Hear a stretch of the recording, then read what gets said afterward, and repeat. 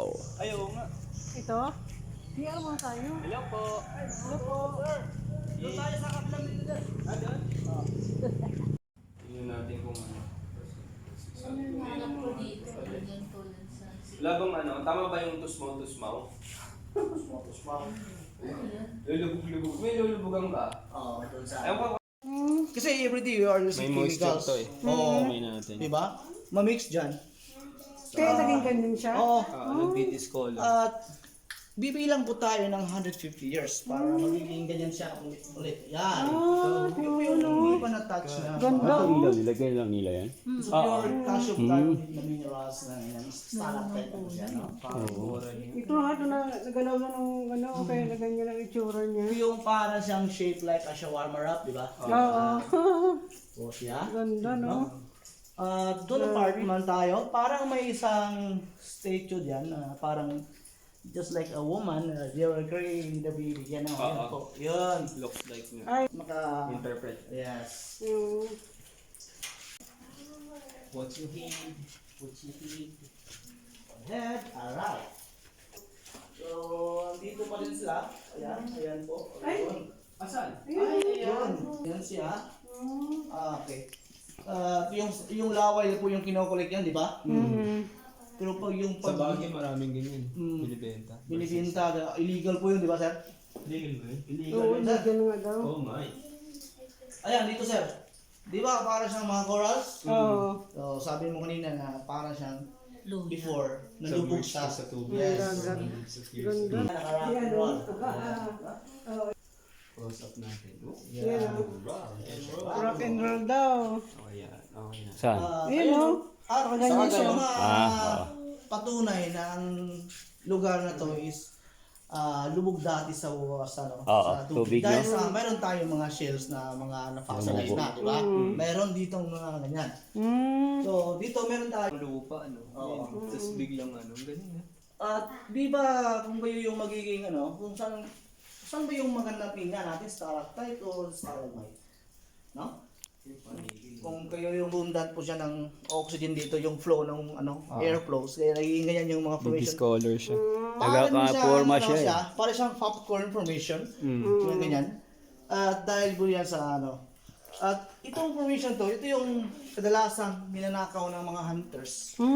Tinatawag natin na calcite deposit na pag natamaan ng ilaw, tatagos po sa ilalim itong ating flashlight. Ito yung pinaka-precious stone na dito sa cave. Mostly sa cave, makikita natin. Kaya isa sa mga nakakasira ng mga cave yung mga hunters na kinukuha to. Kasi dati, 6,000 per 1 kilo. Oo. Yung crystals natin. Para palang nagkakahugis tayo sa ilalim sa loob pala. Yan, siya. Oo, parang may ano siya sa loob. At alam niyo ba ma'am kung saan ito makikita ma'am? Nasa mga hotel, di ba? Ginagawang lampshade, alam niyo yun? Oo. Di ba? At sa mga jewelries, pwede rin to ginagawang accessories. Yung mga stone, di ba? Yan po. Ano yan? Natural. So, ibig sabihin natural. Ano? So, ibig sabihin. Wow, bless. Bawal na. Bawal po kasi pag tolerate natin yung mga ganyang mga base na yan.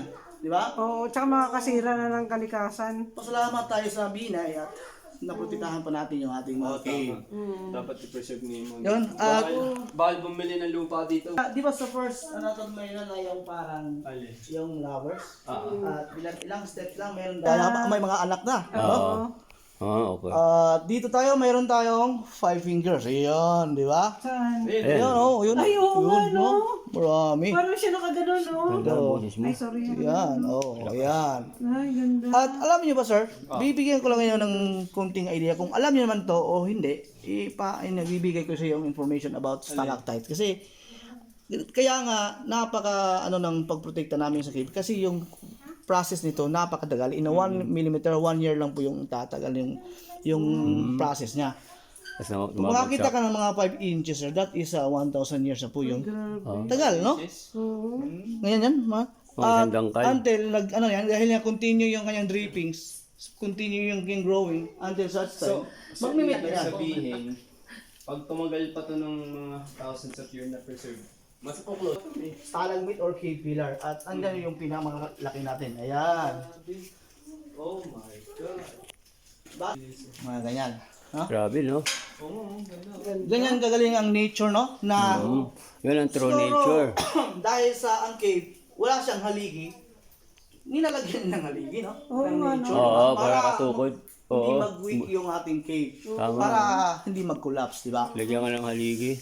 Galing eh. May form pa siya. Oo. Pero dati kasi wala pang protection sa cave. At yan, dumadaan. Yan. Basta nung ano. Mga bakas ng mga yan, mga nag-explore. Oo, yun, kita na. At meron tayong parang statue of Mother Mary, sabi ng mga ibang religion, no? Yan. Sa science, that is natural formation naman. Yan. Parang kaligi ka siya, Meron tayong no? doon information, ayan. Oo nga. Sa Parang mga iba-ibang formation nga sila.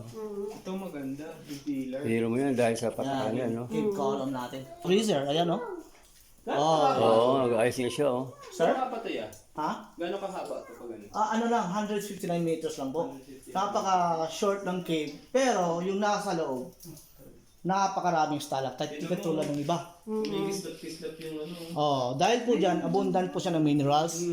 Yun po yung ating mga chandelier formation. Yan. Ano, nagre-reflect siya ng ano. Yun po yung mga water drippings sa nag-evaporate. Dry na siya. Pero pag wala tayong flashlight dyan, wala naman yan, di ba? Mga guys, hindi kunin mo yung ilaw mo. Natural lang, wala yung... Oo, may ano siya. Yan, di ba? Oo, kumikintab. Oo, di ba? Ganyan. Pero yung ibang kulay yan, sir, depende yan po yan sa overlaying rocks natin, ha? It depends yun. Mayroon tayong positive tayo ng pyrites Ayun na din yung parang form ng mga magkukulay taong gold po patay. yung nag-glitter dyan.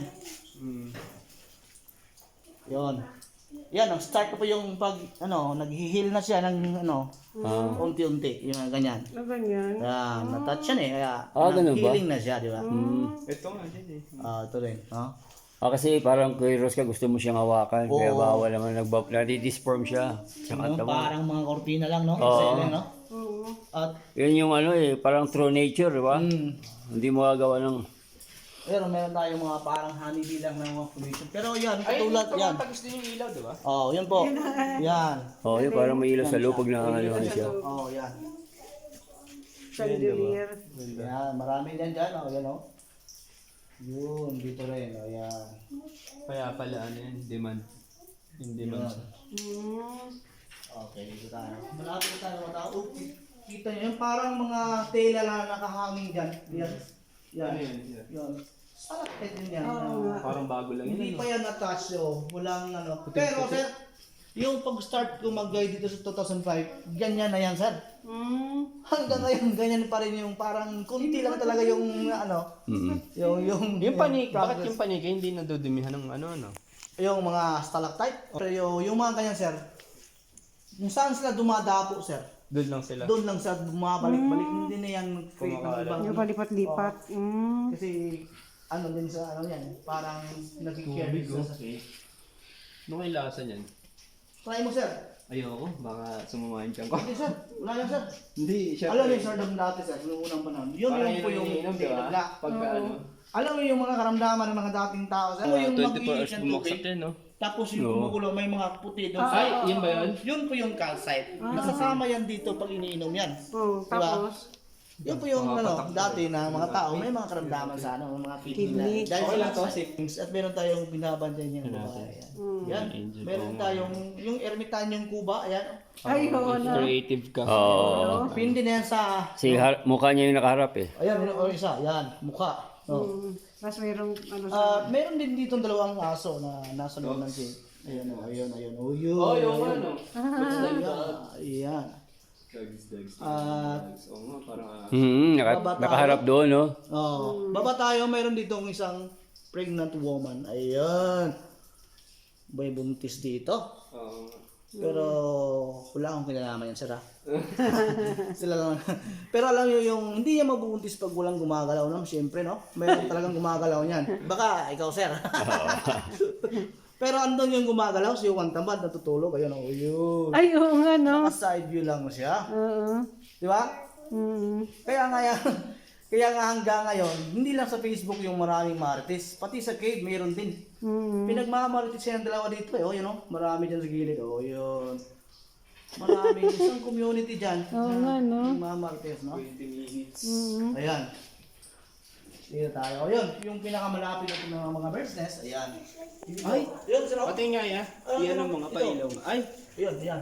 Ayan yung bird nest. Bawal po hawakan yan. Ayan. Eh. Ay, pala yan. Maliit lang pala sila. Eh, meron silang ano eh. So, ano? Yung sa pinakailaliman ng cave, basta abot pa nila, puting-puti na, halos wala na yung damo. Wala. Ito yung shell, ba? Oh, yan po. Grabe, ganda. No? Ngayon lang ako nakakita niya close. Dati sir, mayroon yung mga sisiyo dyan, pero lumipad na sila. Last time na visit namin dito. Ayun, oh. At Pupuntahan dapat na isap na, di ba sa may left? Malayo pa yun. Tapos, yung doon? oh, yung di ba sabi mo left? Tapos, Oh, malayo yun sir. Malayo pa yan. Dito muna tayo. Pero Maganda ba yung pag ano nga pre-season yung sa April ganyan? yung ano sir, sa ano lang, Yung sasabihin ko lang bird nest, talaga, yung cave talaga, same lang talaga yung mga formations, stalactite, stalagmite. Pero ang ano doon, Pinagkakaiba. medyo action talaga siya. Oo, Na kung gusto mong adventurous. medyo mahihirapan ka doon, doon ka, di ba? Yung parang paglabak mo parang yung survivor ako. Kasi nakasurvive kami in 1 kilo. Oh, ikaw nakasurvive ka dun sa may sigihon. Sa cave dun. Ayan. Ganyan na po yung passage. Hindi natin Pinaka-deep kaya ano yan. yan. Nag-meet na nga kasi Oo. yung ano. At yung oxygen level ng doon medyo manipis na. Tulad dito. Kahit malamig siya pero Pawisan nga ako. pinapawisan ka dahil sa kulang. Sige, ano na yung camera nyo? Tapos mamaya palabas tayo doon.